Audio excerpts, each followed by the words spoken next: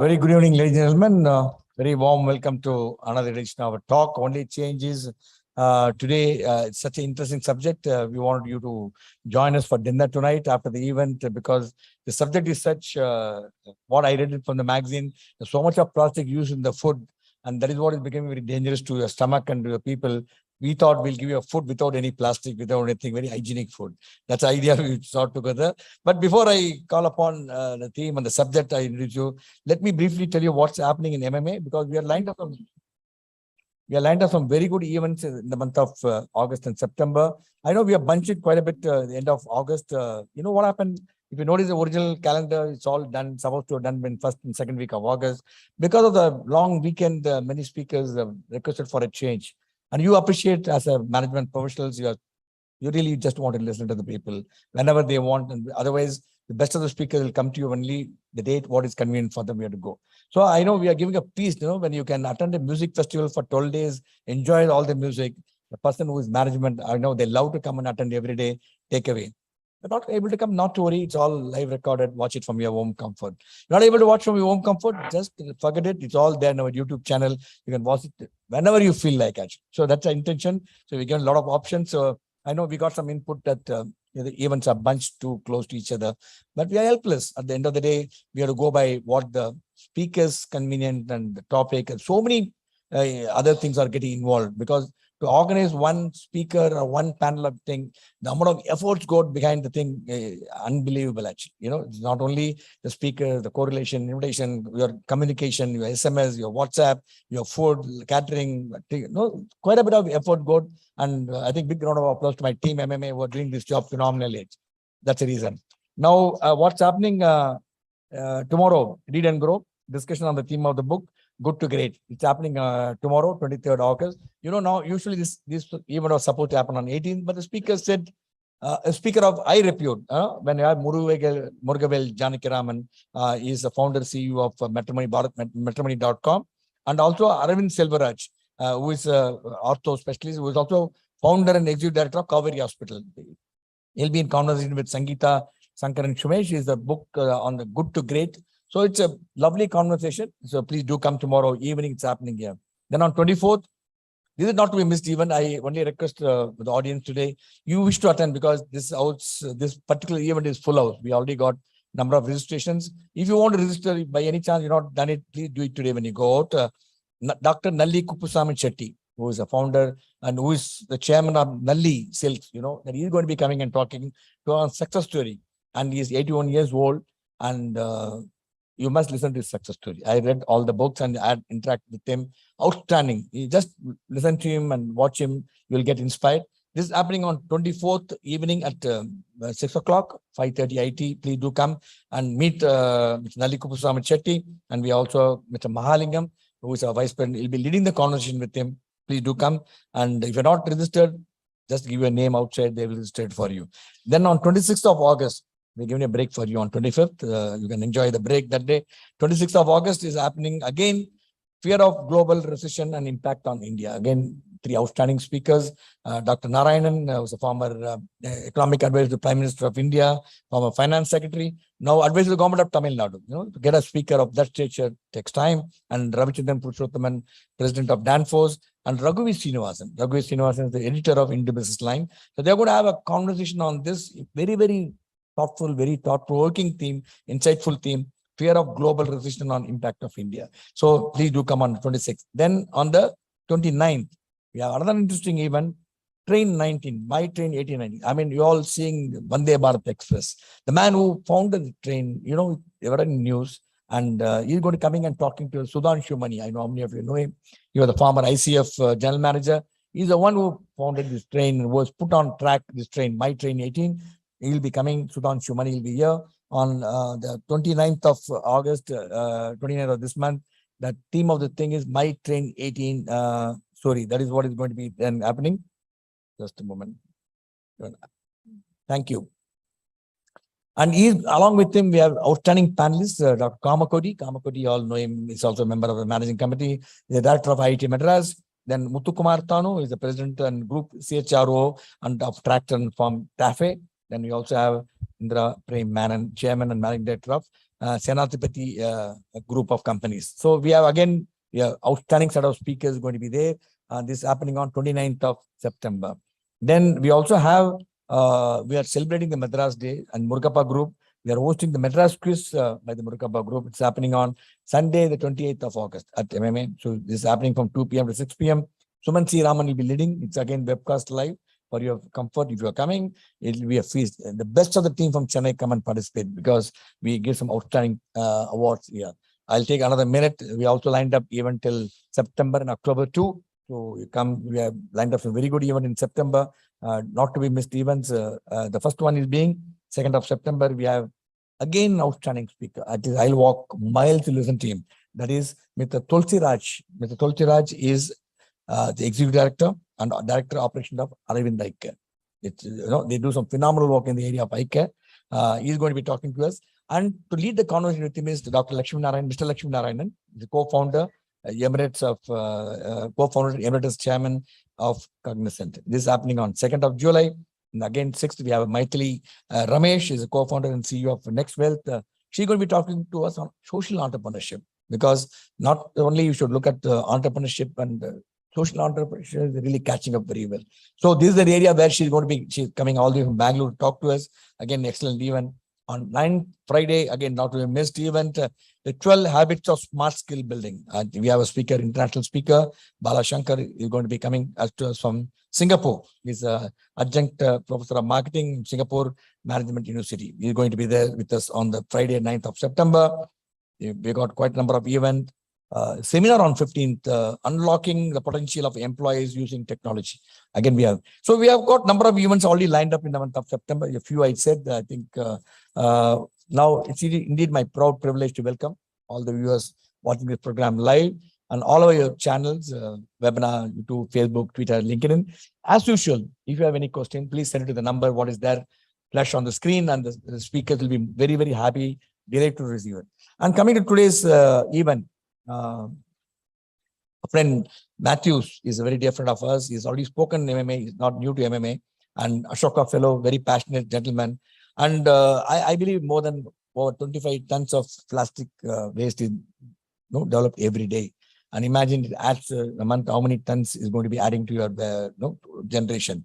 And plastic is one which the industry, quite a bit use it, especially in the food industry, they use it quite a bit. That's why we call it the EPR.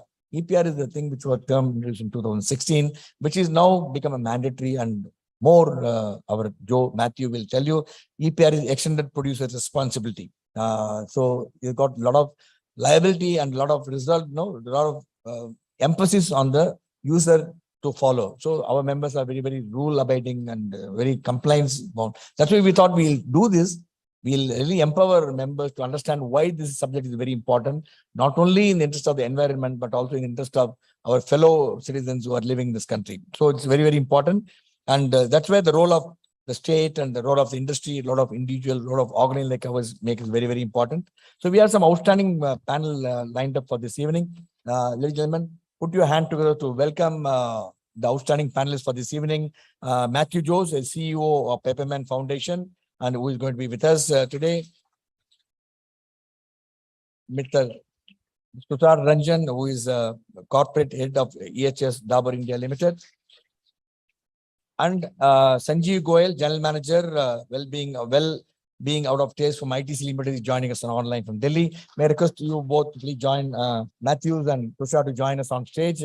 And unfortunately, Padmasingh, Issac, chairman managing director of he conveyed sincere regret. He's unable to join due to some personal commitment. And he has already come and spoken MMA. He's not new to MMA. So we'll get him more for another reason thing. But we have outstanding panel who will be joining us. If you have any questions, please do address to them. Before I'll hand it over to Mathew, let me have the privilege of introducing briefly all our distinguished panelists for this evening. Tusar. Tusar is well-known personality in the field of EHS, plastic waste management, for over 22 years of experience and driving EHS initiatives, and is the corporate head of EHS and plastic waste management in Dabur India Limited. You know, Dabur is one of the finest brand today in India, and he also won number of safety awards in international project in Turkey in 2004 and global safety award winning ROSPA, RUSPA. In September 21, he received the CEO Excellence Award, the most prestigious award of Dabur India Limited. For the last 2 years, he has been receiving many awards pertaining to sustainability and CIA Business World, MSME, Global Conference. And since he is such a fantastic achiever, I think it's really privileged for us to have him with us in person today to be talking to us. Very, very warm welcome to us. It's a privilege to have you with us. Eagerly looking forward to hearing you. The other speaker is Sanjeev Goyal. Sanjeev is the general manager. Always well-being out of waste. This is what the team of ITC, and has been with ITC paper division for the last 28 years. And he had several initiatives on strategic cost management, sustainability initiative, like Green Co and digitalization efforts, procurement. In this present role, he heads the well-being out of waste and a flagship program of ITC and on solid waste management. He has upped up the ante in connecting with startups and the waste management space and pushing digitalization and in a big way. And I think doing a true work in the theme of sustainable development goal. Sanjeev, a very, very warm welcome to you and looking forward to hearing your thought-provoking views. Welcome to you, Sanjeev. You joined us on online from Delhi. Thank you. Mathew Jose. Mathew is again dear friend and spoken MMA, great achiever. Sometime you must listen to his story, what he did from schooling, from college, and how we have grown. I'm so happy and so proud to see you, Mathew. You've grown so well from the time what I met you as a student of Madras Christian College. Am I correct? Okay, good. And founder and CEO of Paperman, and is an entrepreneur of 11 years of experience in waste and recycling sector. Over years, he has formed a strong working relationship with the informal recycling industry in southern states of India. Mathew's mission is to help accelerate trash economy in India. My recognition, the recognition what he received is he got Ashoka Fellow. I know how many of you know Ashoka Fellow. If you don't know, just go on Google, see. Very, very rarely somebody gets. Is one of the highest honor given to by the civil for achieving something which is out of the world. And that requires a big round of applause. It's Ashoka Fellow for social innovation. And US Department of State also given him recognition, featured in Forbes 30, under 30 annual list. And over the years, Mathew has worked with development agencies like United Nations, many large multinational brands to help them offset the plastic production through the effective intervention of external EPR, Extended Producer Responsibility. Very warm welcome to you, Mathew. We are all eagerly looking forward. Thank you for choosing to come and speak to MMA on this very, very important subject. And over to you, Mathew, take it forward. Ladies and gentlemen, big round of applause to distinguished panelists for this evening. We're all looking for a great evening. Over to you, Mathew. Have the space good for you.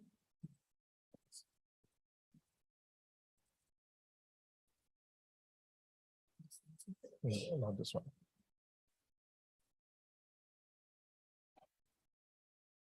Yeah, that one. Full screen. Okay. Coming on the scene? Okay. Oh no, it's okay. This is checking whether everyone is able to see it. Hi. Thank you, Captain, for that great introduction, and really great to be here. Okay. Sure. So, for me, coming back to MMA is like ever since I was in Madras Christian College, this is 2006, 2009. From that time, we used to be engaged here, and I came in as my first speaker session. It was in 2015. As a speaker, I came to MMA. Ever since I have Captain has invited me as a speaker multiple times here, and it was great when we wanted to organize a workshop on EPR. I couldn't think about anybody, but first call for my phone went on to Captain, and Captain was so supportive. And having this audience here over here, we really owe it to Captain and MMA. So thank you so much for this. Also want to thank Tusar and Sanjeev for making it today and being a part of today's session and going to create awareness about this topic to all of you. So before I start and talk about this, I just want to just get a general idea about how many people in this audience, this word is very new. EPR. It's very new, completely new.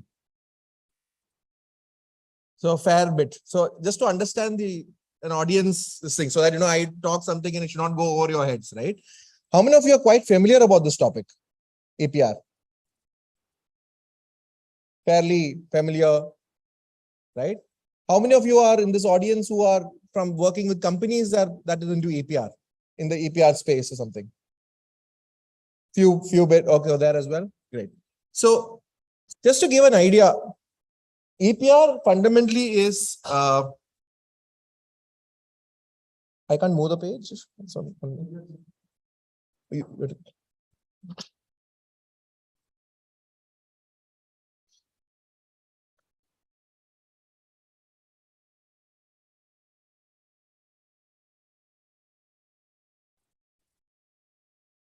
Okay. So EPR is fundamentally a compliance rule, right? It's fundamentally a compliance rule that is put by the Ministry of Environment and enforced by Central Pollution Control Board. I think many of you might have heard about CPCB, Central Pollution Control Board, or SPCB, State Pollution Control Board. These are common things. So I'm going to tell about 5 minutes in a very basic level, right? What this whole thing is, right? So what are compliances, right? So if you look at it in India, there was an environmental law that came in, but anything to do with recycling started in 1998 when an actual document was prepared what recycling should be. What is the modus and protocol in which that should be done, right? So over the years, this has been, we had multiple addition to the recycling law. In 2016, we actually took a lot of input from the European Union, and that is where EPR came into place.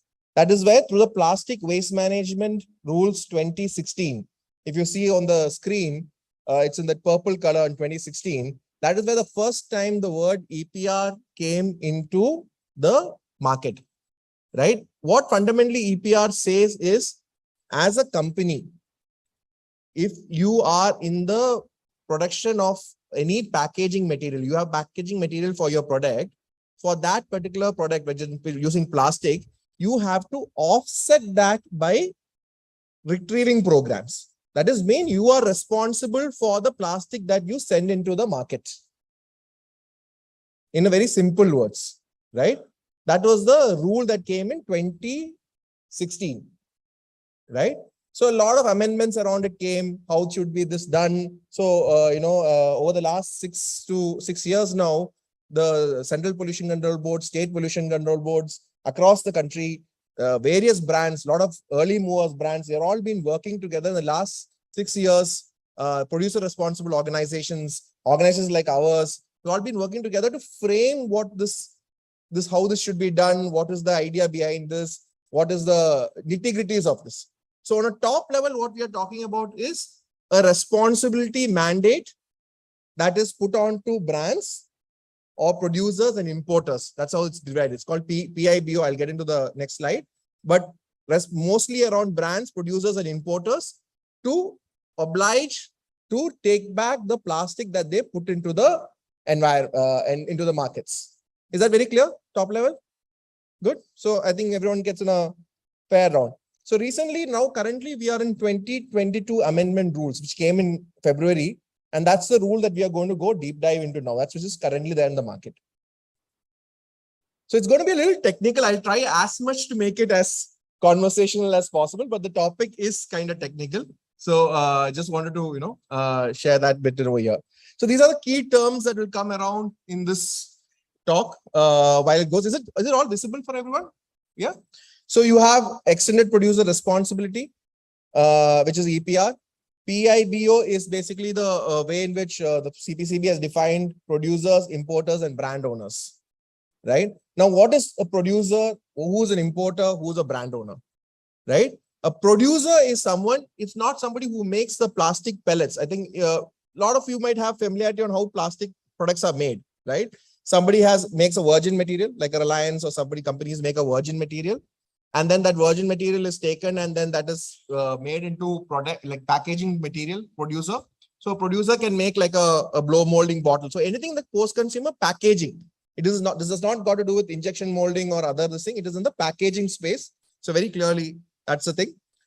So an importer, a producer is someone who makes that particular container or the packaging in his thing. A importer is someone who probably brings the whole product into the market.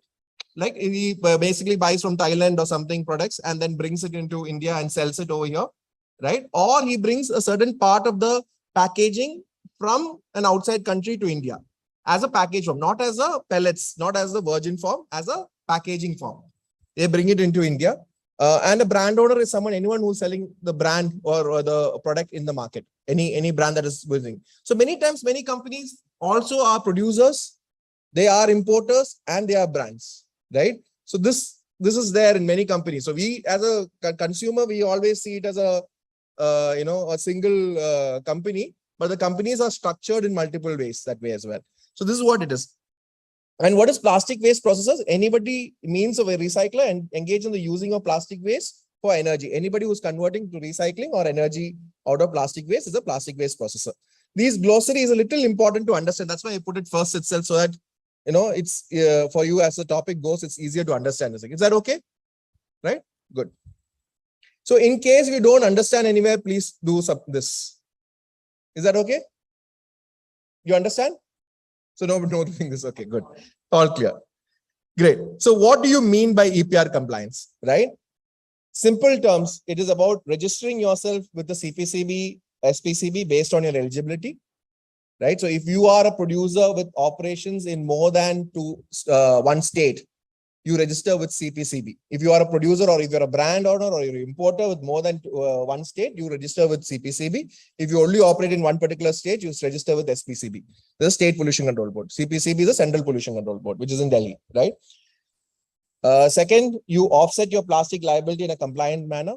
We will get into details of that. How do you go about offsetting? What are the ways in which that has been mandated? We'll talk about that. Then third is you filing your annual returns. Right? Every company is required to file an annual return. So this is something like now it's getting as like say how you would work with your chartered accountant with your income tax filing and so many different compliances like that. This is going to be there are a set of days in which this has to be done and things like that, a process to it. Who needs to do EPR, right? So if you look at in this circle, you will actually see this flowchart. There is a virgin plastic supplier who does not have to do EPR. The ones that is highlighted, the producer, brand owner is who has to do the EPR. This is one flow. Right? A company like IOCL or Reliance sells the virgin plastic into the market. There are so many other chains I'm saying, but I'm just a fundamental flow is what I've drawn over here. Then you have a producer who takes a product and makes a packaging out of it, packaging layer out of it. And then you have a brand owner who the producer sells this to, who sells the product, who maybe puts the product and then sells it as well. So that is one way. There's an importer, brand owner and market. That's another flow chart. An importer enter the market. So in this case, only the importer, brand owner, and the producer, they are the ones who have to do it. And clearly there is no duplicity that is needed. So that means if a producer, that if you're a brand and you're buying the material from a producer who is doing EPR offsetting, you don't have to do EPR. It's not your responsibility to do it. As in, if the producer is already doing it on behalf of you, then you don't have to do it. So there's no duplicity required. Not that producer have to do it, like say if 100 tons the producer is doing, then 100 tons the brand owner does not have to do. If the producer has done 100 tons, the producer might be supplying to 5 brands. If your brand is registered, then you can offset against what your producer has done. So that's what how this thing works. Which category does your plastic fit in? So the rule is actually divided in plastics have been divided, packaging plastics have divided into 3 categories as per this rule, right? Which is category 1, category 2, and category 3, right? That's the basic thing. And category 1 is basically rigid plastics. Now, what is rigid plastics? Like your bottle, PET bottle, or your bottle you have water in. That is a rigid plastic, right? Or your shampoo bottles. Those are rigid plastics made from HDPE content, right? Mostly HDPE or PET or whatever the content that this is used. Category 2 is a flexible plastic. 2 of the single type layer or 2 or 3 different layers of plastic alone. That is called category 2. It's usually known as flexible, like your milk pouch, LDP covers, all that comes under the category 2, right? So this is how the CPCB, the ministry has defined the plastic category. So according to the categories where you are actually implementing your thing. So category 3 is a multi-layered plastic packaging, which is basically Tetra packs, or anywhere there is another item other than plastic that is involved, like in a Tetra pack or in your MLP layers, you have an aluminum film layer. So anything where there is an other item other than plastics, right? Not multiple layers of other items as well. So that becomes category 3. So these are the 3 categories. There is a 4th category as well, but today in the reference of time, I think we'd stick to these 3 fundamentally, because there's there's a category where it's all compostable, that plastic, that's also part of it. But today we'll stick to these 3 categories, which are the mainstream ones. So what is that you have to do in terms of these categories? What is the obligation? Okay, now we spoke about what this rule is, what the companies have been asked to do, offsetting and this thing. What is the obligation on doing this? How is that going to work out over the period of time, right? So is it like, so basically offset, we all spoke, we had a listing on what offset is. Offset is directly, whatever you put in the market, you have to take it back. That is offset. You have to make sure that that is going into some sort of recycling or end use, which is, it can also go into a cement company as a co-processing. It can be used in waste to energy. It can be used for oil generation. It can be any end use thing. So currently in the market is in an offset stage, where in 2021-22, all brands have been asked to do 25% of offset. Now in 2022-23, it's 70% of offset. And 2023-24, it's going to be 100% offset. That means 100% of the material that you're putting into the market, you are responsible to offset it. That's where the market is today, this thing, right? So that is 100% this thing. A lot of brands have gone into something where they've taken it beyond compliance and they have become plastic neutral, whereby where they are actually, where they're making it 100%, they're already doing it from day one. So Dabur is a one case scenario, ITC is one case scenario. They will be talking about that today as well. But from 2024-25, as in, if you look at it, if you look at the 3rd category, the recycling category is there. If you see in the screen, you'll see a category 1, 2, and 3, 50, 30, 30. Do you see that? Do you see this? That part, right? So that is from 24-25. This packaging, you can't just use end use. You can't send it to a cement company or waste to energy or this thing alone, right? You have to, a part of that has to be from 24-25, that year onwards, 50% of category 1 needs to be recycled. 100% offset, but 50% of that needs to be recycled. No more end use where it's only going for oil or last end life solution. It has to be recycled into the same form of the same material. Right? So that's a technological challenge that's going to come in. I think a lot of people in the recycling sector here as well, this is going to be a very key part of it, right?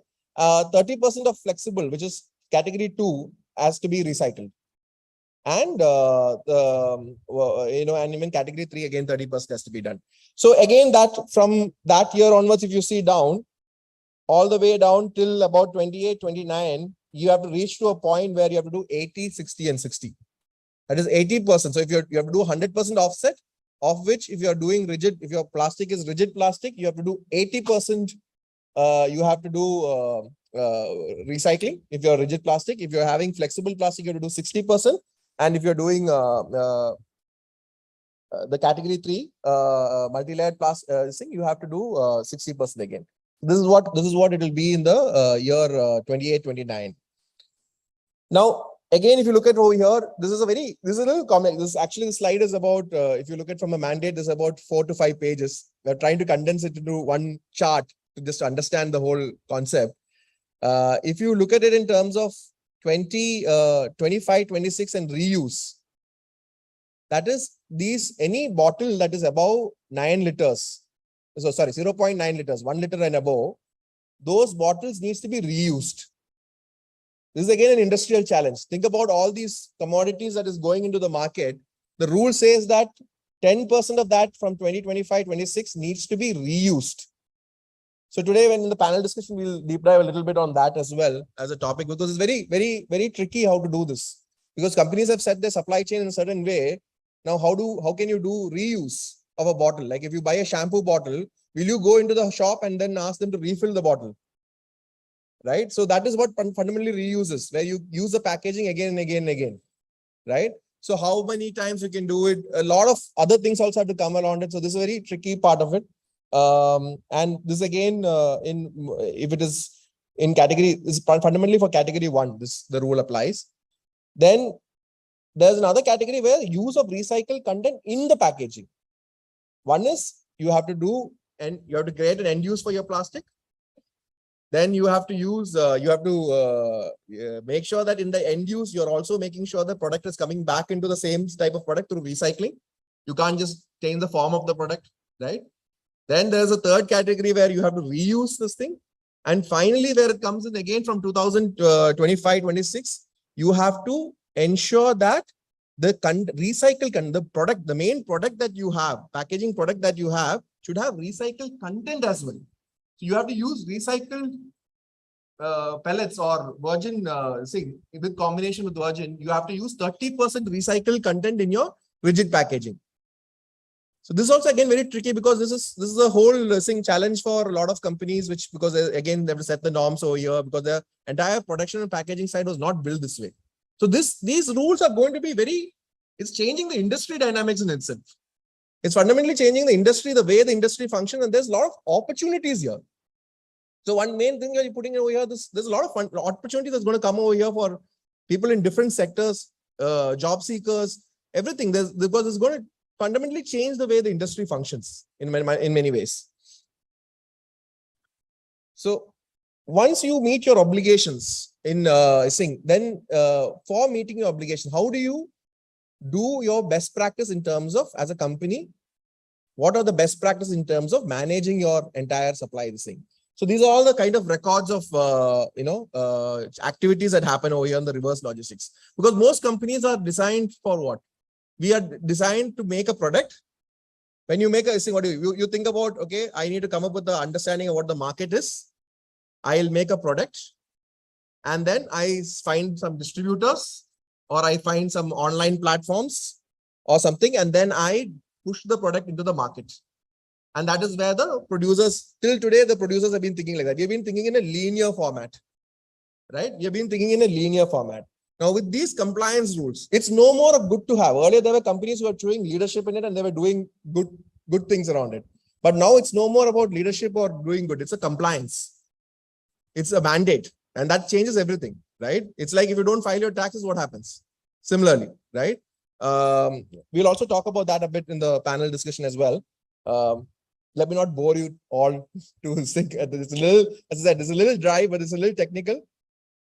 Yeah, yeah. So it's a bit to process, right? It's a little bit, get through this. I think it'll be a lot easier later.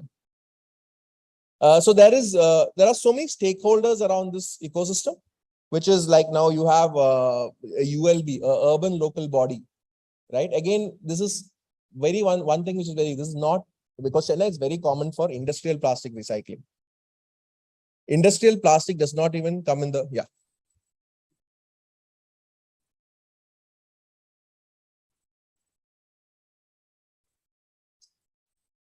Okay.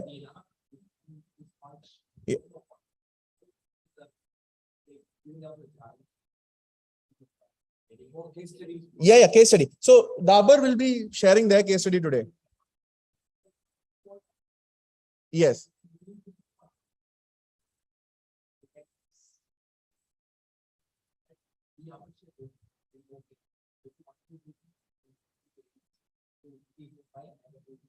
Yeah.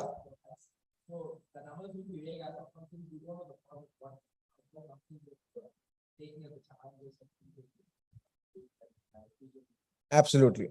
So today, as a mandate, like, so for every company has a different production volume, right? So, I'll just try to address, maybe, correct me if I have not got it completely right, but every company will have a production volume, right? Let's say that as a company, like say company A, like, servicing, has to do about 1,000 tons of offset 1,000 tons is what the production volume that they are doing currently. So this year they have to do 75% of that. They have to take as offset. So that's 750 tons, right?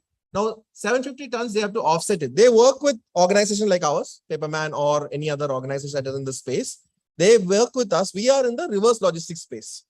Technically, we are a waste management company since 2010, right? So we are in the business of so companies are in the business of putting things into the market. We are in the business of taking things from the market and creating value, right? So now they work with companies like us. They tap into our capacity of collection space and create a traceable record of this 750 tons. Now you have to prove, right? The 750 tons I've taken back. How do you prove it? That is where the documentation and the practices comes in, where this is entirely a chain of documents, right? As in, for example, like say, let me say,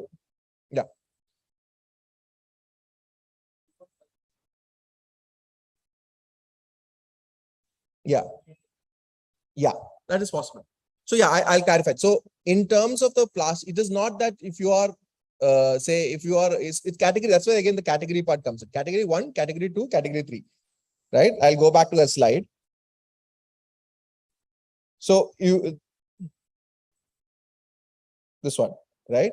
So here, each category has a track as well. So you have to, if your product that you're making is in the category 1, it is not that if you are a particular brand, you have to take your own brand's plastic back.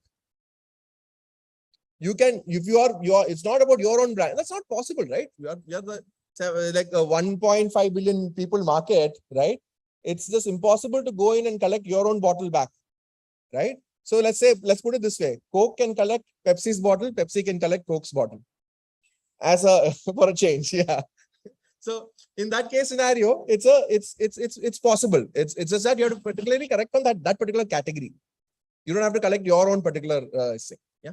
Thanks for bringing that. I think it helps the audience as well, everyone.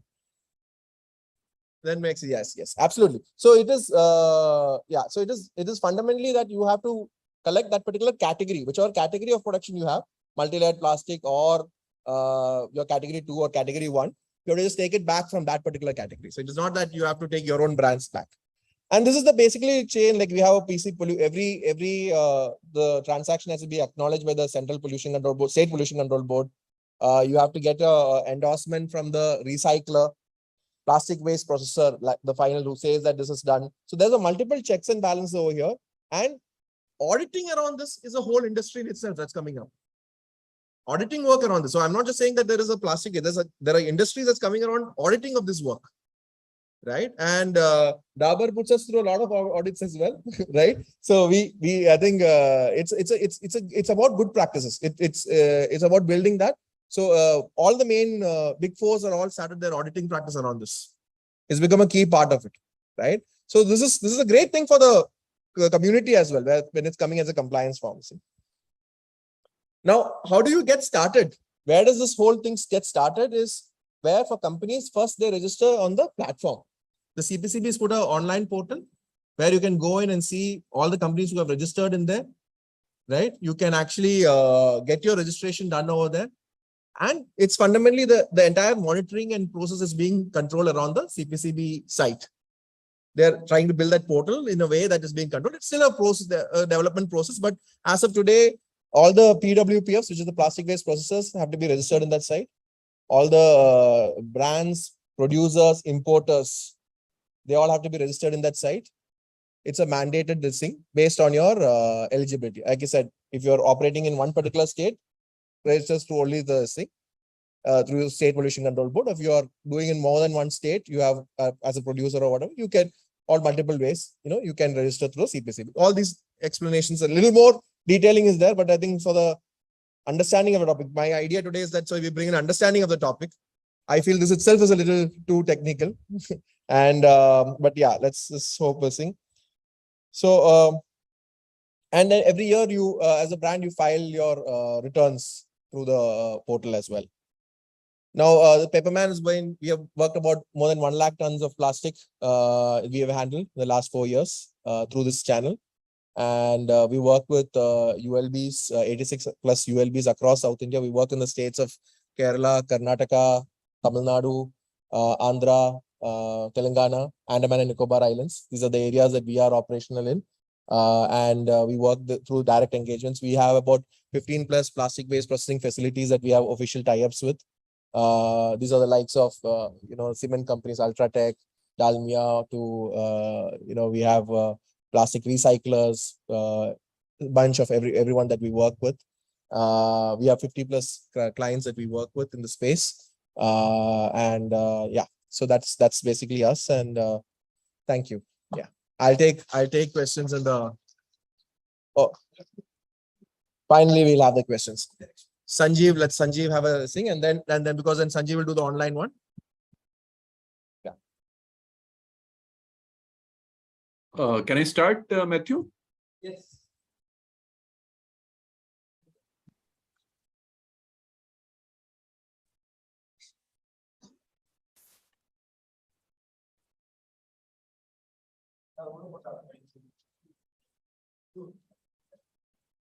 Hi, good evening to everyone.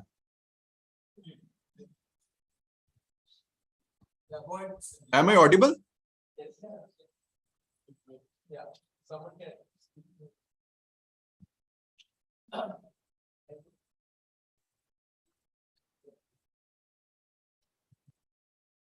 Yes, Sanjeev, we can hear you. Okay. You First of got all, any- I would like. You have any PPT for you? You want to screen share? I have, but then I think I'll Yeah. try and share it. Yes, you close that screen share.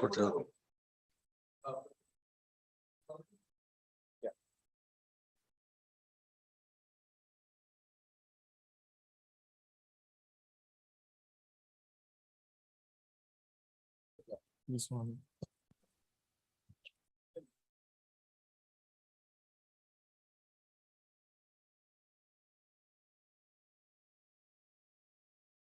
Has it come? Yeah, it's coming now. Got it?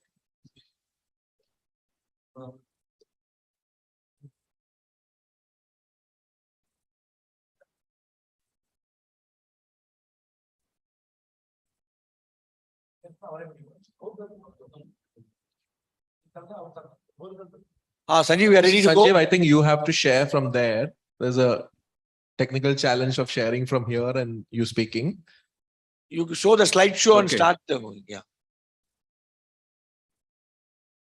Is my screen visible? Yes. Okay.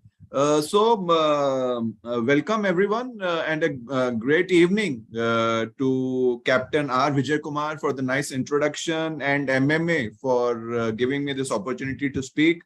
Mr. Tusar of Dabur, and of all the people, Mr. Mathew Jose of Paperman, of trying to bring this subject, which was so dry and technical, to a large audience.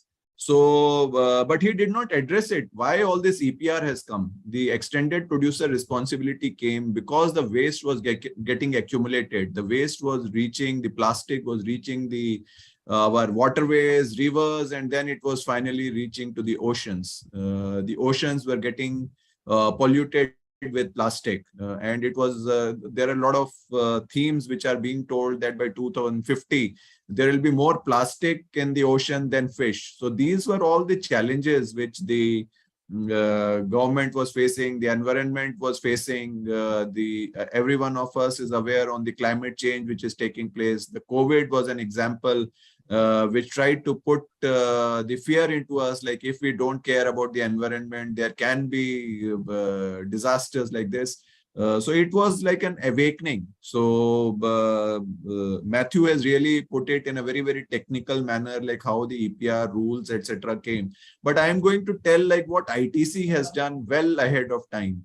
ITC started this initiative called Well-Being Out of Waste way ahead when people were not even concerned or heard about waste management, because we knew that one day this problem is going to become immense. So just to give a perspective, like the amount of hazardous waste which gets generated, almost like 74 lakh tons of hazardous waste is generated in India annually. Single-use plastic, which is a major bane, or it was a boon when it came in, but now it has become a bane because people just use plastic left, right, and center. and it is reaching to the all parts of the environment and causing a lot of issues. Then there has been collection and segregation failure. The municipal solid waste, as the waste which we generate out of our homes does not get collected properly, does not get treated, and it reaches to the landfills. What happens to the landfills? Because once it reaches to the landfill, it emits a gas called methane. You will be surprised to know that methane is 28 times more potent than carbon dioxide. And why methane? Why climate change? Because these greenhouse gases then they do not escape into the upper space and remain into the atmosphere. And this results into a climate change or the increase in the temperatures. That's how the temperatures all across the globe have been going up. And many of you, the audience, would be knowing about 1.5 degrees centigrade. You would know that what is this 1.5 degrees centigrade. This is the temperature which everyone, each industry, each individuals, it should be the responsibility to limit this increase by 1.5 degrees centigrade. Because if the world temperature or the Earth's temperature increases by more than 1.5 degrees centigrade, many of the countries like Trinidad and Tobago, Maldives, or even some of the portions of Kerala and all will get submerged. So it is imperative on us, all of us, to ensure that we minimize the waste, reduce the waste, and eliminate the waste. So ITC, it started long back because it understood that the waste is going to become a big problem for the entire country, entire world. And we have started this program, Well-Being Out of Waste, in 2012 as part of the CSR.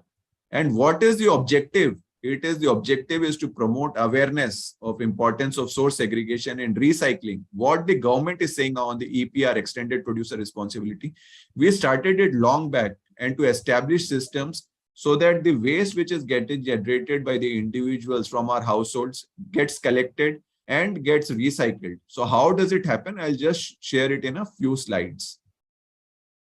See, most important, like many of you are in the audience and every one of us is educated.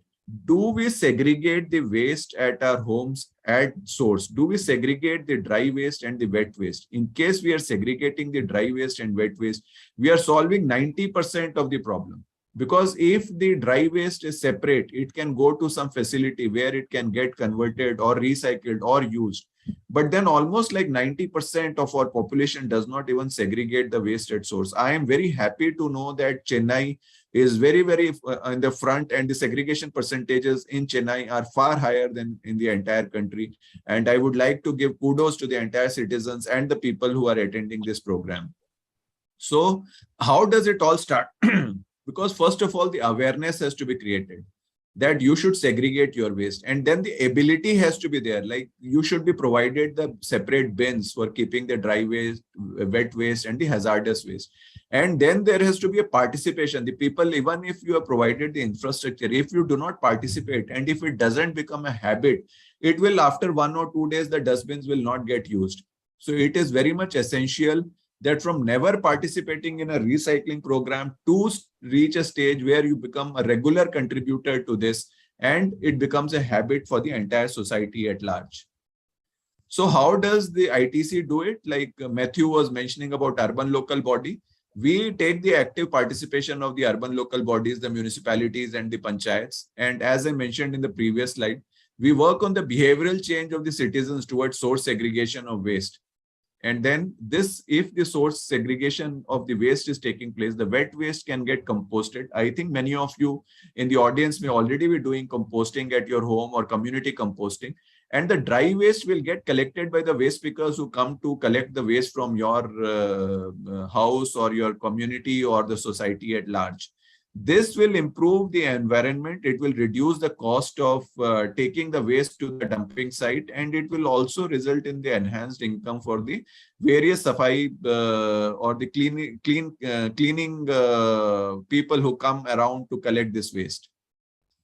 Then how do we do it? As I mentioned, that we provide training to the various households. We tell them that dry and wet waste, what is the reason for keeping it separate, so that segregation of house at the house level becomes important. So you can see the photograph at the bottom left where we distribute the bags to the people to keep the dry waste and also the bin for keeping the wet waste. Then we train the waste workers, the waste collection workers who come to collect the waste, that even when the people have something in mixed condition, they should not take it. You see this line of people who have lined up to give their waste in a segregated manner. This is at Bangalore. And once this dry waste is collected, as Mathew was mentioning, it will reach to one center where there would be entrepreneurs who would be picking the dry waste into various categories, be it plastic, paper, glass, or metal, or something like that, so that the plastic waste, which is the real bane, will not go to our rivers and the oceans, and it will be going to the cement industry, or it will get recycled into some product. So this is a depiction of the waste which is collected from our households. Then it goes to a center called dry waste collection centers, where there will be a lot of people who would be working, and mostly the self-help group and women, and these would be trained by ITC to segregate the waste into various categories of, like Mathew had mentioned, category 1, category 2, category 3. So the category 1 rigids can go to the certain recycler, category 2 can go to a certain recycler, and category 3 can go for a certain recycler. So these are the various centers which ITC has established in various cities. This is of Telangana. We have about 55 such centers in Bangalore also. So in case anyone is interested on to knowing more about it, or want to contribute in this, we are always open for this. Then from this, from the various centers, this plastic, as you can see, that green color one, it gets to a place called a central hub, which is nothing but an aggregating point. There, these plastic bottles of this Pepsi and Coca-Cola are baled and are ready for dispatch to the recycler, which, as Mathew had mentioned in his presentation. So we have tried to create the infrastructure to facilitate recycling. We have provided the conveyor belts on which the people can segregate the dry waste into various categories of category 1, 2, 3, paper. And then we have provided baling presses where these these facilities can then load these into a economical load and send it directly to the recycler. And from the various collected, like category 1, 2, 3, these are converted into these type of granules, which Mathew was mentioning, that people will have to reuse. Recycled content, from where will it come unless it gets collected? So these are some of the photographs of the recycled MLP granules, which get converted into this form from the collection which is done through the ITC network.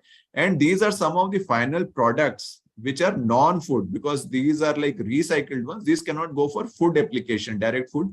So these are for non-food contact. So you can just see, like, now you can make the connection from what Mathew was making the presentation. The plastic will get collected, then it will be shredded into various categories, then it will be made into granules, and then products will be made out of this. So what are the collaboration opportunities, or what do we look at? My personal view is partnership is the new leadership. Let's collaborate.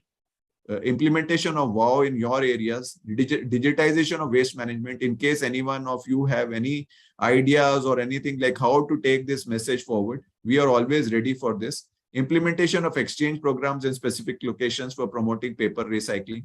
Any startup for mentoring in this space, and as an operator or franchisee who is interested in setting up a waste recycling facility.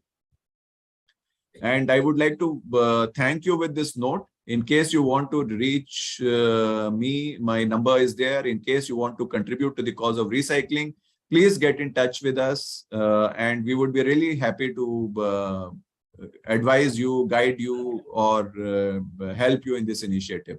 And with this, I close my presentation, and I would like to thank MMA and the entire audience for giving me a patient hearing. Thank you. Thank you, Sanjeev. Thank you so much. Thank you. Yeah, Sanjeev, you'll be staying on. We have a panel towards the end. Will sure. you be? Yeah, sure. Yeah. I'll be So there. next is Tusar. You can. Thank you.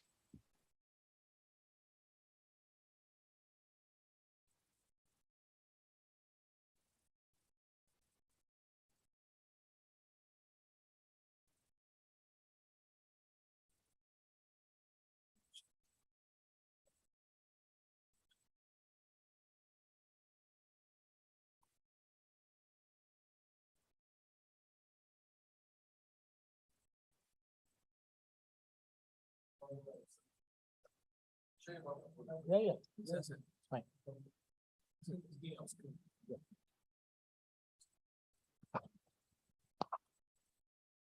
Good evening to all of you. I think the voice is not coming. I'm coming from Delhi to hear the voice of Chennai's people. Good evening to all of you. That's great. When your voice is loud, that will give me energy for boosting more and more things. I think Mr. Mathew was already setting up the contest, and Mr. Sanjeev has already explained you how beautifully they have done the waste management. So again, I will come to the picture definitely. So my hearty thanks to all of you, the associates and the industry experts and association and the people sitting here. And last but not the least, my hearty gratitude to this Paperman, Mr. Mathew, Mr. Vardhaman, and the Madras Management Association to giving the opportunity to tell how the successful stories of Dabur has done the plastic waste neutral in the last 4 years. So if you see, today everybody is sitting in this conference room. Why you are sitting here? Because if you see, if there is any movie is going on, people are sitting there, or any political leader will come, people are sitting here. But today, why people are here? That's the question. We are talking about waste, waste and waste is the meaning of a plastic waste. When everybody, if you see in the entire India, lot of conferences are happening, lot of awards distribution is happening, and everybody is talking about this plastic waste, plastic waste, plastic waste. That means that is the need of the hour. If you will not allot in this time, then the next generation, like Mr. Sanjeev has told that, by 2050, there will be more plastic than fish. You see and imagine the situation. Now we are living our life. If you think about the other generation, it will be in the dark. Now this is the right time where India has already taken the momentum, starting from this Swachh Bharat Abhiyan to a global level declaration by 2070, it will be net zero. A lot of things, if you see, a lot of focused on environment part. And that's focus is clearly on plastics. We are talking about plastics, plastics and plastics. Because why? Plastic is a very good material. If you think it's a very good material, everybody is saying no plastic. That doesn't mean that. Plastics will remain in the economy. The major things people should follow that, how to reduce this plastics. You know, the three concepts R, R and R. Reduce, recycle and reuse. That is the three methods where you can reduce the plastics. So that when you reduce this plastic, that means the environmental pollution will be minimized. But remember, we cannot remove this plastic from the generation. Everywhere, from starting from electronics items to every vehicle you are using, your household things, everywhere is plastics. So it's very difficult. Everybody is saying remove plastic, remove plastic, remove plastic. Do you have the answer? What is the alternate? Practically no. But the sustainable approach, how you will manage this plastics, that is the key important. I think with this session, they have told everything. So definitely my session, and I will tell how beautifully sustainable way Dabur has declared this year as the plastic waste neutral company in the year 2021 and 22. With the successful stories, it is not only collecting the materials, but how sustainable way of management. When you are talking about sustainable means how you have collected and what will be the impact to the environment and how many people you have engaged in your supply chain. So that is the key important factor is called a sustainable waste management. So whatever the setting the contest about the technical session about EPR and everything, that things I'll tell you in my presentation and hope definitely everybody will enjoy the session. Don't feel that this is a classroom and somebody is teaching you and you are listening. No, After that, there will be definitely an interactive session. When from the session, when you'll pick up something and understand the topic, I really feel that definitely we will enjoy. If you are not understand the topic and not understand the things when you go back to home, then that will nothing be enjoyed. So I give you guarantee, whatever the technical session they have already told the entire picture of the EPR, extended producer responsibility. I'll show the next part about the Dabur's journey in this plastic waste. So with this, I have already told you and contest the session. The next point is coming.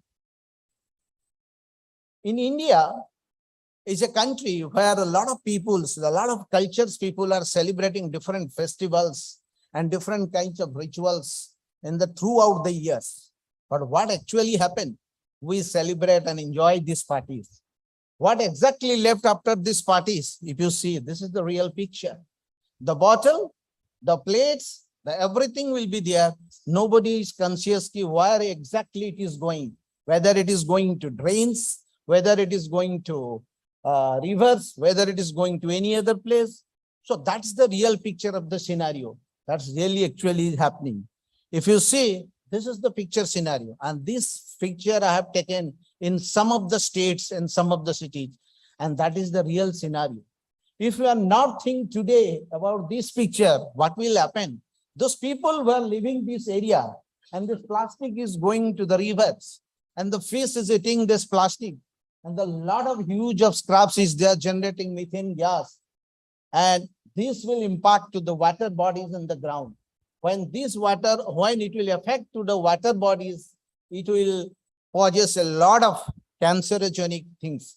So time has realized to us so that we should wake up, so that next generation will not suffer to take out how to do these things, that also.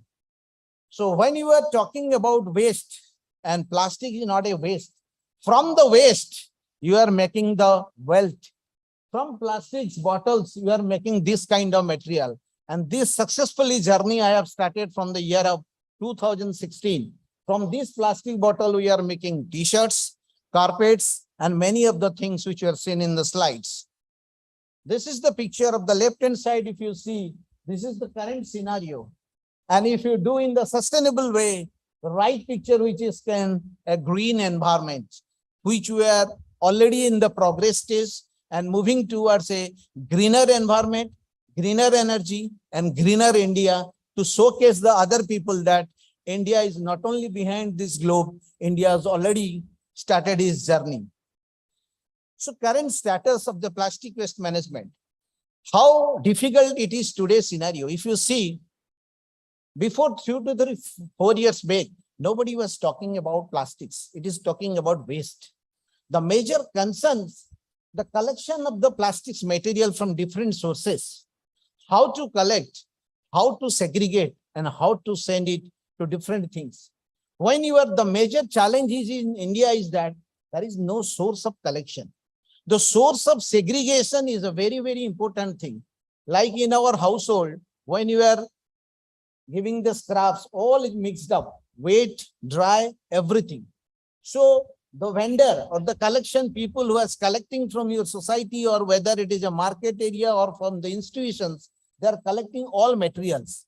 Then it comes to a collection center where rag pickers, which is called an Safai Karmachari, they are segregating the materials, the category of plastic, which is shown by Mr. Mathew, rigid plastic, flexible plastic, and MLP plastic. So that is the real challenge. If you will not segregate into different kind of plastic, you cannot making the material into different kind of a structure is slightly difficult. In a bottle, if you see the bottle, the different part is a different made of plastic. When it is having the same kind of material, the recycling will be more easy. So bigger challenge, we have started the journey, but the biggest challenge, how to source segregation. So these are the major challenges in India, which are shown in the picture. So I'm not going to read one by one. Whatever is reading here, just I'm showing you and communicating you through my lectures. The journey I've already shown Mathew, the plastic evolvement has started, the revolution has already started from 1999 until this year, 2022 February, the new EPR amendment rules has come. And the new EPR rules which has been come in the last 1 year, there are several changes in the EPR rules. And thus, it is not only in EPR. If you see in next 1 to 2 years, I can bet you, definitely there is a drastical change. A lot of opportunity in terms of employment is there. When I'm talking about employment, why? Because I'm working in this field, I know what is important. If you ask the person as an entrepreneur or a startup, which type of business you want to do today, he always ready, I want to do this plastic waste business. Because a lot of opportunities there, I can give you, Baron. Another 50 years, how the opportunity will generate us, I will tell you in this story. So coming back to the story of Dabur, Dabur is, well known in the presence in the markets, 135 years, is a young company. So always people say that young, yes, because when you will eat Chamanpras or something like that, you always feel young. So Dabur is a 135 years young company in the Ayurvedic company. And if you see the Dabur has started its plastic waste journey from 2018 with our different esteemed partners. One of the esteemed partner is sitting here, is Paperman, well known in the field of plastic waste management in the waste. And there are so many waste management agencies which are working with us. I will show you in the next slide. From 2018, we have started the collection of the plastic waste material from 3,800 metric ton. And the last year, 2021 and 22, we have completed 26,950 metric ton and declared as the first FMCG plastic waste neutral company. That's the journey has been started. How sustainable we have started the journey in the 4 years back. And now we can proudly say that, yes. And we are not only working in one state, we are covering entire UT, union territories and states of all parts of India, 34 states and UTs. So our presence in all the states and UTs of other parts of the India also. So these are this time we have more than collected in the last 4 years, more than 65,000 metric ton plastics collected from the environment and sending to the recyclers, co-processor. From the last 4 years, more than 65,000 we have been collected. That's why we have not only collected the plastic waste, side by side, we are talking about doing the awareness program in various cities. If you see in Delhi region, we have started with our one of the partner called IPCA, My 10 kg campaign. What is a My 10 kg campaign? It has started just 3 years back.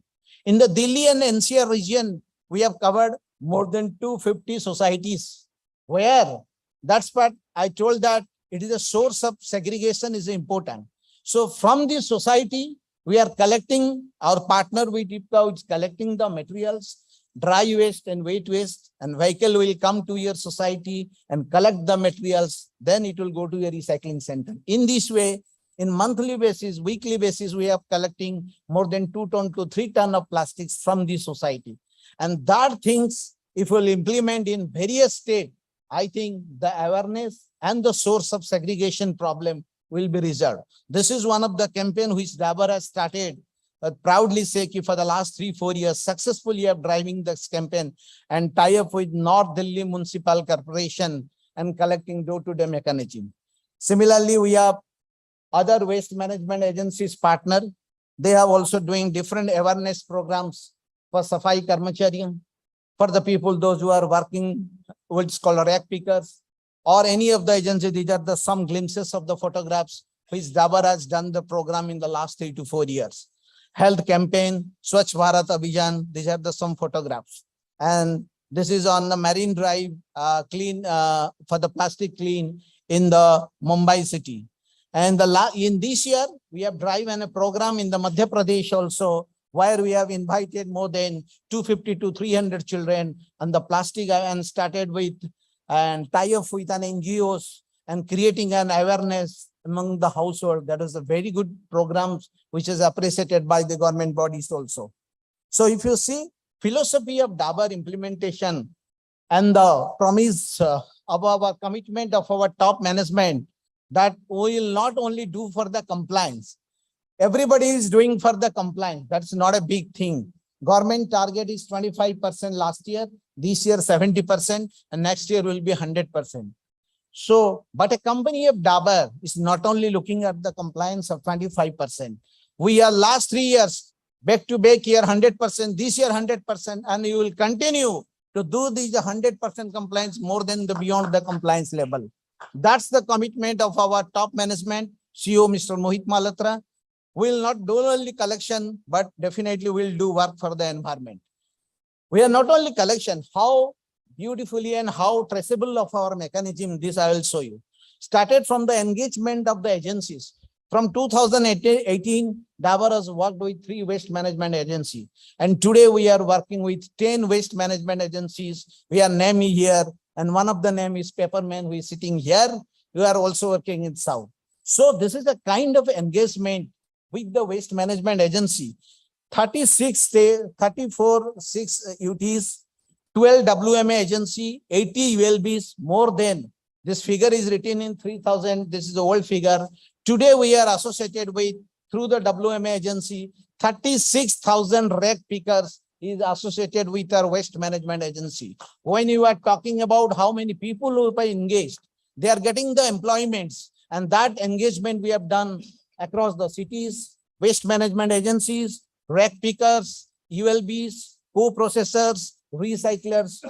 So don't you think that the opportunity, if you see the kind of employment people are getting here, and they are going to get more and more opportunity in the future, that's the kind of a opportunity is always there, and there are a lot of opportunity it's still going to happen in the next 50 years.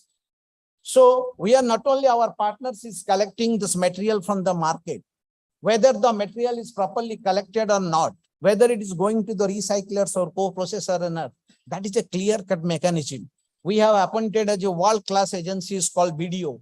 Every material they have collected from the collection center and sending to the recycler, according to the bill, the paper, the vehicle, they have transported the material from which co-processor they have been sent and which recycler they have been sent. Everything is marked in the paper and checked by the world-class agencies called BDO through the audited method.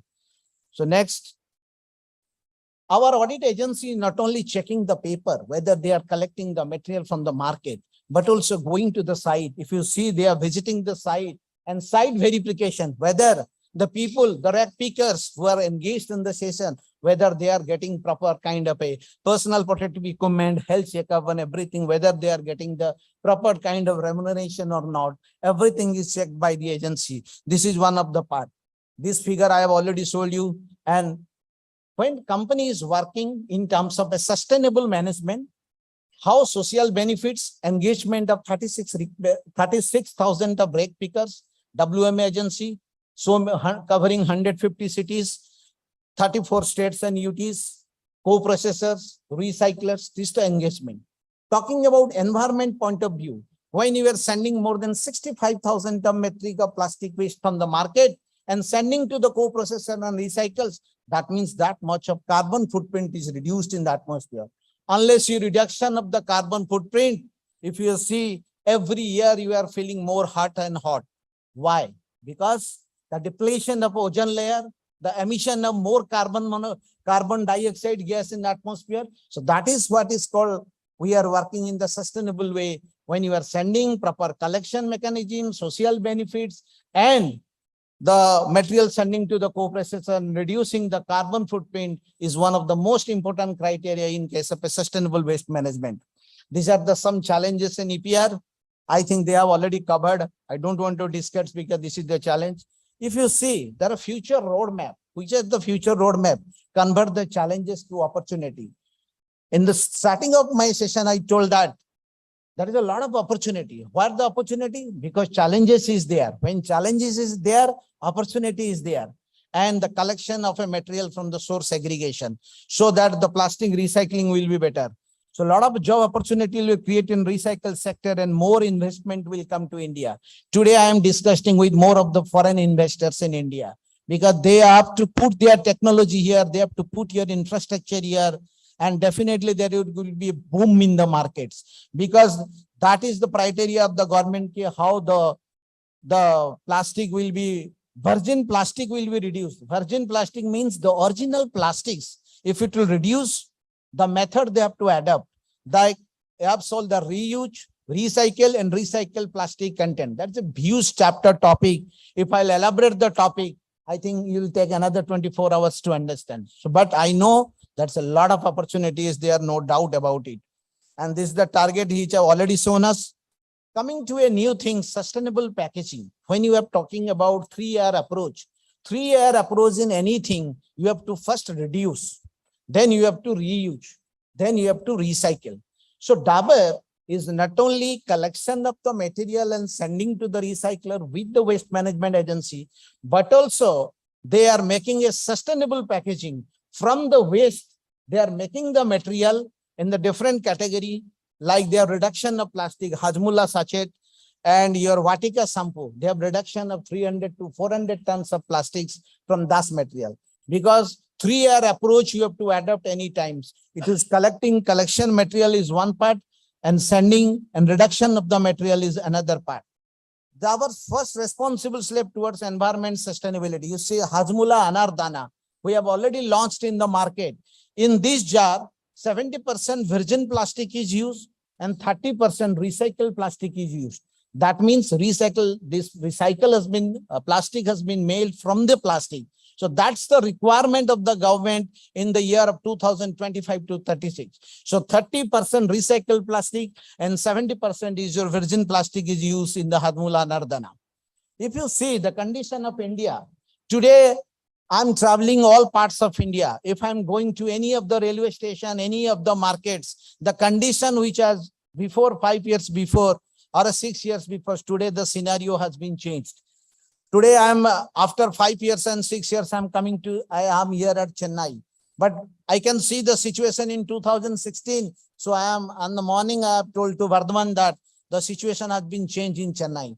The same when I'm moving to different parts of India, I can see that the changes has been, the awareness level has been increased. So if you see the top person is the 5 years before condition, and after 5 years, the India in a very, very sustainable way, the plastic waste management.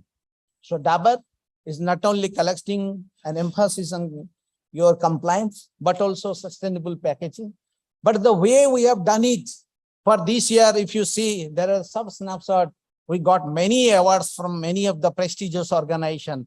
These are the some awards and recognition from CII, from Business World, from Policy Times. There are a lot of things. This award we got within this 1 year. These are the some snapshot we are getting from different years. So we are working on the 3 categories: compliance, packaging, and awards, and creating an awareness among the mass. That's the approach of the company. You see a lot of awards. This year we got the best waste management for the MSME sector, and many conferences. If you see, I'm attending on India. Like today, it's given me the great opportunity that Madras Waste Management Association and this Paperman has invited us. Maybe Thursday I will be in different place. So that's my place. Whatever the things I have done, that I am creating and saying to the people that what I have done in the last 1 to 2 years or 3 years. That's the way. So it has published already in the newspaper, and many of the programs have been clicked on the Doordarshan also. It has already been called. So I am just cut down the cut piece of the paper is here for your reference. So these are also published in some of the Clean Media Journal magazines also. Time to time, people are asking and telling and making different stories. So these stories I am telling in front of you, the same stories have been published in the magazines. I think with this hope, you have taken the interesting session of this, and we are here to showcase the questions and answer. How, if you are agree with me and understand the session, please give me a big clap so that I can understand your below. Thank you. Thank you. Thank you.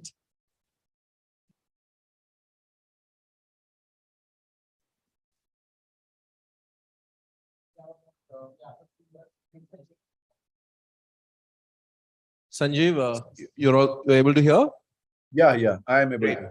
Great. So we'll have a quick Q&A panel discussion, a few questions as well, and then Sure. we can take this forward. So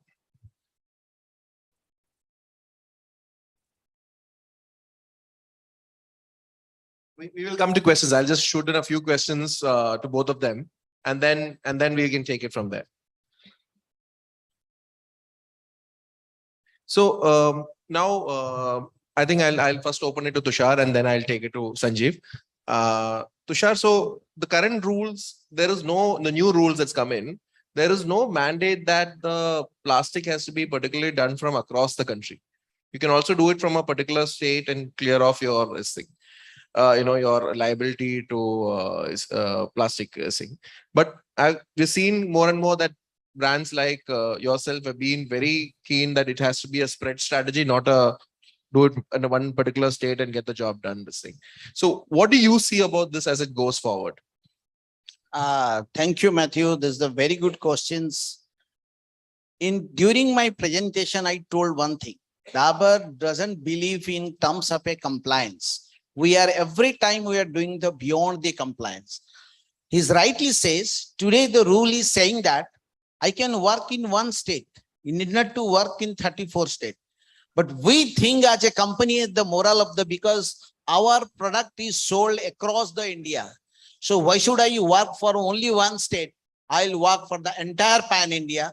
That's our approach. And this way we are doing it the last 3 to 4 years. So we are always beyond the compliance level. That's the point. We are doing it and still will doing it for the entire future also across the pan India basis. Lovely. Thank you for that, Tushar. Sanjeev, I'm directing this question at you because ITC also as a organization before EPR came into place, as Sanjeev rightly said in the in his presentation, 2012 onwards, ITC has this program called. It was first called Waste Out of Wealth. Now it's called Well-being out of Wealth out of waste. Wealth out of waste, and then we had well-being out of waste. So now this program has been going on. So ITC as a brand was already involved in this a long time ago, right? And so as you see now today, EPR is coming as a you also represent a packaging the company as well as a brand as well, and you have a waste the program as well. So what do you see that this early mover advantage for you? How has that been for ITC in this space? Because I think a lot of companies are looking at ITC as a great model in itself now, because now when this has come as a mandate. Yeah, you are very right, Matthew. And I really, first of all, I should like to compliment Tushar for a great presentation and also trying to motivate the entire audience, because this is a subject which is very important, but people do not give importance because the waste is created by us. Who is creating the waste? We are creating the waste. So we are the persons who should be responsible for safe disposal, proper disposal. So usually what people follow is not in my backyard. NIMBY, the word is not in my backyard. So my waste I'll go and throw in someone else's neighbor's place, but not in my backyard. So what Tushar was trying to show, or what Dabur is trying to do, or maybe many other corporates are trying to do, what ITC has been doing it for so many years. Like Tushar mentioned, they have associated with 36,000 rag pickers, their livelihoods have improved. So we have done, I didn't present those numbers, but those numbers are now running into lakhs because we have been doing it for almost 10 years. And that's the only way forward. And I really appreciate you having brought Tushar to Chennai, so that the people of Chennai become conscious on their rights. And this one, like ITC, has been trying to inculcate this habit of source segregation, which is the cornerstone for any successful recycling program. So we have got a distinct advantage. We are being called by various states to implement this program. So we are present predominantly in southern India. We have started in Delhi. Actually, we are losing bandwidth. Otherwise, there have been so many calls from all across the states to come and deploy this model. And now, since we are networked with many of the FMCG companies who are going into EPR or have to do it as a compliance, we would like to take it forward, not as a compliance, but as a way of life. Lovely. Thank you so much, Sanjeev. I think such organization taking the leadership is a key to the success of EPR, and that both Tushar and Sanjeev prime examples of this. And thank you so much for that. So second, my last question, and I think you'll open to the audience as well. Now, it's already 7:50. So does recycling of industrial waste, including non-packaging waste, satisfy as EPR obligation? Because Chennai, as you know, is a hub of, there's a lot of industrial recycling that happens in Chennai. We are actually really ahead in this, in that way, because if you see we have a good automobile sector that is very active around Sri Perumbudur area. Now, a lot of this is like, say, waste of the molding, result of molding waste or industrial waste that comes in and that recycling happens. So does the recycling of industrial waste, does it quantify or qualify as EPR this thing? You can take that up. Okay, clarity about this point. If you see the EPR rules which has been happening in the last 3 to 4 years, one thing was missing in that, which has been included in this year. The first, the EPR was taken as the post-consumer plastic waste. Now the rule has been modified. They have taken as a pre-consumer plastic waste also. That means whatever the waste is generated from your manufacturing setup, that things and the post-consumer which you are collecting from the market, both have to be taken into account. If you see the formula which the EPR is doing, pre-consumer waste, last 2 years average, post-consumer waste, last 2 years average. At the points, that's the liability of it, you have to do that. So that means here, the pre and post, both the consumer waste is taken into account in the new EPR rules, which was not taken earlier. Lovely. So I think with that, I think, Sanjeev, do you want to put any comments on it, or I'll open it to the audience? Yeah, open it to the audience. Okay, sure. So I think it's open to audience.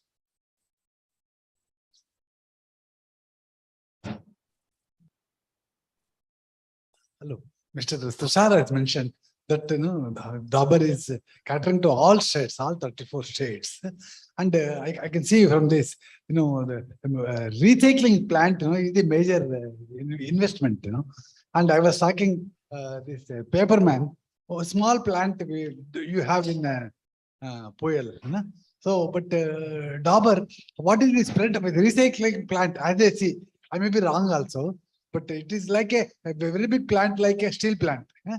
I don't know. So, what is the spread of recycling plants of Dabur across various states, particularly in Tamil Nadu or South? Can you just figure it out, please? In Tamil Nadu, where are the recycling plants? Thank you, sir. You are asking the right questions, and I love to answer all the questions because this is very close to my heart, this all the questions.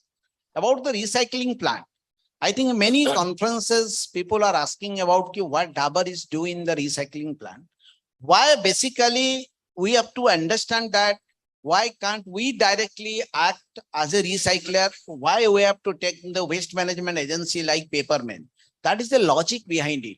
When I'm working for 34 states, if I'm to work with all the recyclers, let's example, one recycler in one state, that means in 34 states, I have to work with 34 recyclers, right? Which is my bandwidth is not that much. I'm the one and another person is my in Dabur corporates who is looking after the EPR. Because only not the material, there are a lot of document evidence is there, certificate is there, endorsement is there, which is required by the CPCB. That's why the waste management agency is a mediator between the company and the recycler. If I am giving to in Chennai, Puducherry and Andaman Nicobar to Paperman, so whatever the requirement about the company of Dabur, he will collect the material and sending to the recyclers, and relevant documents related to all the 3 states he will provide me. That means he is a contact point where I can easily traceable. But in terms of recycle, if I'll make, because my business is to make the Ayurvedic products Dabur. So my is not I am going to make a recycling plant and doing the business. So I'll do the business. I'll make the I can ensure the compliance through the waste management agency. That way they are one of the connected point for the various states. That's why I have 10 waste management agency, which is covering in entire 34 states. So that's the point. We have to be connected with this waste management agency, and they are for me is the key important points which will connect it to the recycling. Your question, please. Yeah, good evening, sirs. My name is Venkatraman. So I want to understand, we are working on the future generation. For that only, we are working on the waste management and also big concern on the plastic. But are we creating any awareness at the younger generation, specifically at the school level or a college level, to make them understand how we have to progress, which will give a clean environment? Sanjeev, I think this is a key area of, Yeah. I think you've been Yeah. champion. Thank you very much, sir. And ITC actually believes in catch them young. So we cover almost close to 10,000 schools every year. And till now, we have reached to 52 lakh school children. So it is very important, like the children should understand. And what we have seen in our experience is once the children decide, they are forcing the parents to adopt all these principles of reduce, reuse, recycle, segregation. So, and we also run special programs called exchange program, where we ask the children to bring the plastic or paper from their house, and we give products or value of that, be it form of stationery or be it in the form they want in terms of gift vouchers or something like that, to inculcate the habit of recycling. So we have been at the forefront, and I am very happy that you asked this question, and it is the prime objective of ITC to reach as many school children from the age of almost like we try and do from class 1 to class 10. For colleges and senior students, we have a different program, because for each class or grade of students, a program is designed in such a manner. We have a program running very successfully in Bangalore, where we coordinate with the schools to convert the schools into a green school program. Means like we tell them like how much is their waste, how much is their carbon emission, what should they be doing. And I am very happy that many of the schools and colleges come forward to participate in this. The principals, the vice principals, the teachers, the NSS, they are so happy to participate. So very, very valid point, sir. And I fully endorse your view that the young generation is the one who are going to get impacted because of this climate change. We are making them aware so that at least the situation does not get worse. And another point I want to add here is like why this waste has increased so much. Like I am 54, you also asked the question, you also seem to be above that age. We were very frugal. We used to use the books, and then your younger brother or sister would use it, or your neighbor would use it. Similarly for the clothes, etc., and similarly for packaging. But with consumerism, this problem of surplus has started. So that's why it is very important to impart this message to the school children, which you have rightly pointed. And really, I compliment you for the point. Thank you very much, sir. Thank you, sir. One more question, if you Sir, don't mind. please. We are totally out of time. And just a minute, sir. Yeah, please. I think adding to Sanjeev ji points, very nice point he's told that. And I think before the conference started, somebody is sitting in the just second row. If you see, people are doing many courses, MBA, business administration, bachelor in science, bachelor in science. Today you see that, today he has given me the paper. There is some courses is launching for the waste management. Similar way, if you found, there are many courses has been launched and tie up with the CII and everything. People are doing some courses on bachelor in waste management, diploma course in waste management. So that is they are creating the awareness and generation. I think that gentleman is sitting here. So people are moving towards that direction. It is not only to give in business administration, marketing and sales, that also coming out in the lot of future. So the lot of courses on the waste management. So that is the power of, I think, plastic waste, which is coming future will be great, right? Thank you. Thank you, sir. We have over 870 participants online watching. We've got a number of questions. We don't want to disappoint the people who have sent the questions online. We'll take 2 questions from the online, which I request to kindly respond. Mathew, you can decide who will respond. The first question is from Ravi from Coimbatore. What he says is, what's the difference between EPR and the circular economy, which is also gaining popularity? If that is implemented, EPR will get automatically implemented. What initiative you are going to, initiative you are taking as a company to implement circular economy? So I'll just give a context of it and then we can sing. So EPR and the spirit of both is the same. EPR and circular economy. Circular economy fundamentally means that a product has to come back in the circle. You should stop thinking linear. We thought about this process, right? Where companies make products, send it to the market, and then you forget about it. Now, circular economy is that you design a product with the idea that it comes back circular, right? So EPR is nothing but a policy level implementation that is enabling the concept of circular economy. So one is an idea, the philosophy of circular economy. The other is a policy that is helping it implement it. So without EPR, circular economy is just a philosophy. With EPR, that is becoming a concrete process.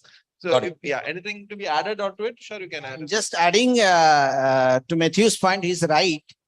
Very simple thing I'm telling you. One is called a EPR, another is called a circular economy, and before it was a linear economy. Linear economy means whatever your waste, you are sending to cement industry, and cement industry used as a fuel. That means there is no reuse of plastics. That's called a linear economy. Circular means your waste, you are generating this plastics bottle, and from this plastic bottle, you are making the plastic bottle, you are making other material, you are giving the another life to the plastic. That means it is coming back to the again the circular chain, that is called circularity. When it will coming back to the chain, that means your reduction of plastic will happen. If it will going like this, if I'm sending to cement industry, that means new plastic will come, it will go to cement industry. It will never reduce. Reduction is only possible when it will be in the circular economy. Hope my is easily understandable to everybody. Thank you, sir. There's a question from Venkat, something interesting question. I don't know. He says the plastic is in the news as its impact on the environment is very scary.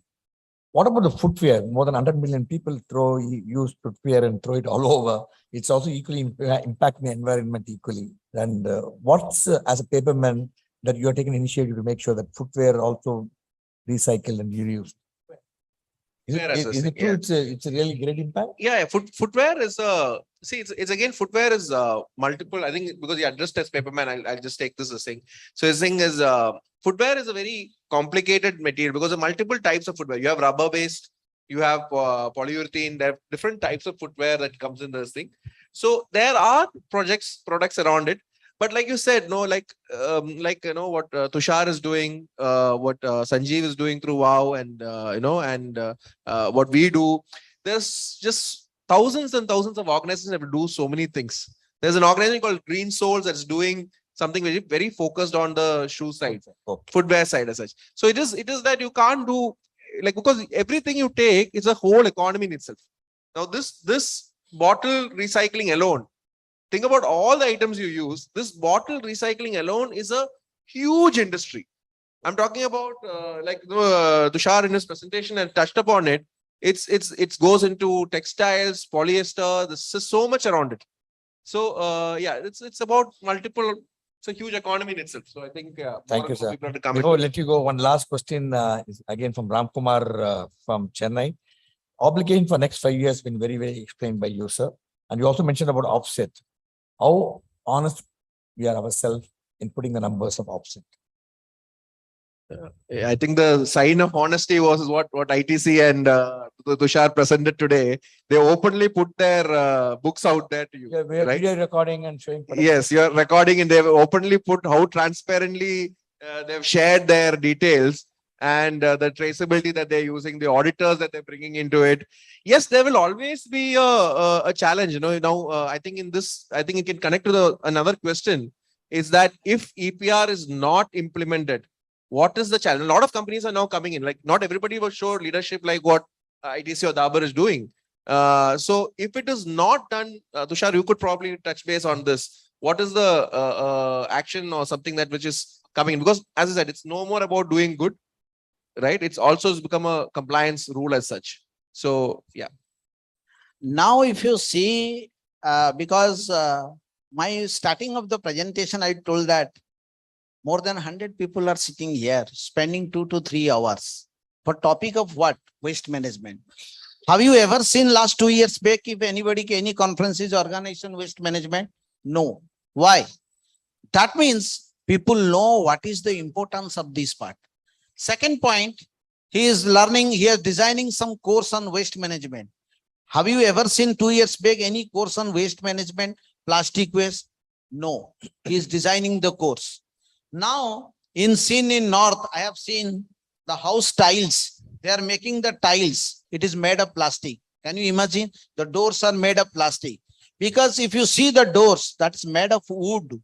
Again, wood is from cutting down the trees. Again, that is environment not friendly.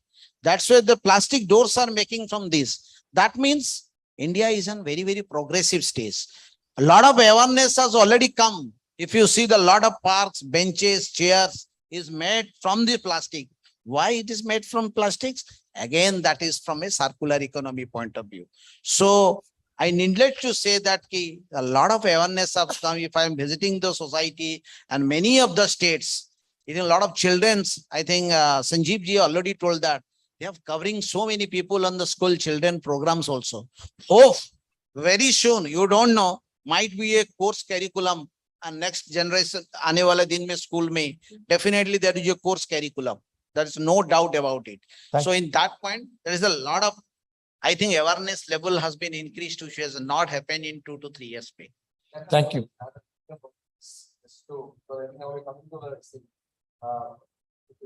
Yeah. Yeah, so this is about when I said about 10 years back, I started talking about that. 2010 is when I got the waste management. So around 2011 or something, I used to have these presentations and we have these conferences. Oh, sorry. Okay. So we have these conferences where we are talking about this. So, I'm 21 at that point. And then it's by afternoon. The conference started at morning 9 o'clock. There were 20 speakers. By afternoon, my chance came. There was only one person left in the audience. Right? I'm just connecting to what Tushar mentioned, right? So then I'm like, okay, this is my first chance at speaking. I'm not giving up on this. Let me get on the stage and I will talk about this, right? Waste management. I completed the presentation. After my presentation, I walked to that person, that one person sitting in the audience, right? I walked to him and I said, sir, sir, thank you so much. What is that you were waiting to hear from me? So many experts spoke. Because this time 10 years back, I had just started my journey. So many experts spoke. What are you waiting to hear from me? Then he's like, nothing like that, young man. I'm the next speaker. Okay. Okay, that's right. But fortunately, MMA members are very good. That's a big number. Ladies and gentlemen, big round of applause to our distinguished speakers for this evening. Mathew, Tusar, and Sanjeev. The very fascinating, great insight. I'm quite sure each one of them gone more wisdom. I request Shivakumar, our committee members, Raja and Tesh, come on to the stage. And Tushar also is there. And Sanjeev, you are separated by distance. When you come next time, you must visit MMA. As a token of appreciation, MMA is this what we do to the people who are separated by distance. Can I have the slide, please? Please, Paperman team, please, everyone, please be on the stage as well. Come. Sanjeev, this is what we are doing. We present on the idea of 1,000 face masks, go and give to the needy. I think this we have to keep giving till we really come out of the thing as zero impact of COVID. Thank you. Thank you.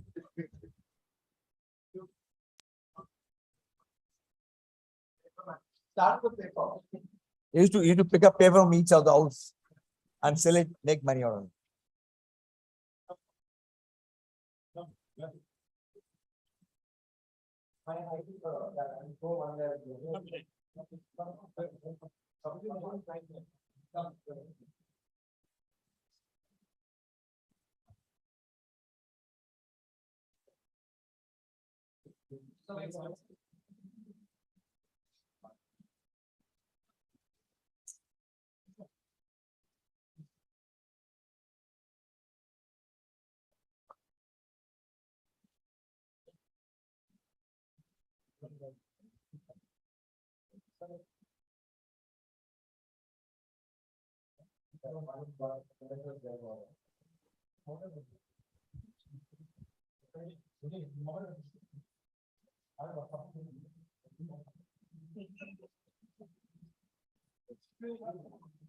Okay.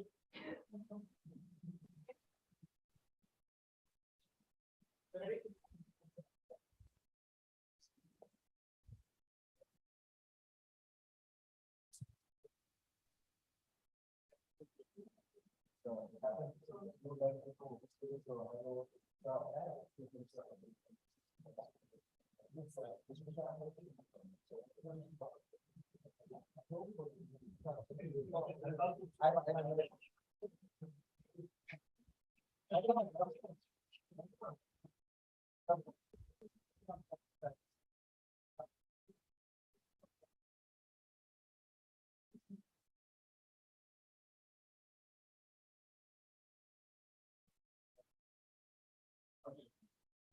you very much. We are for the connected talk.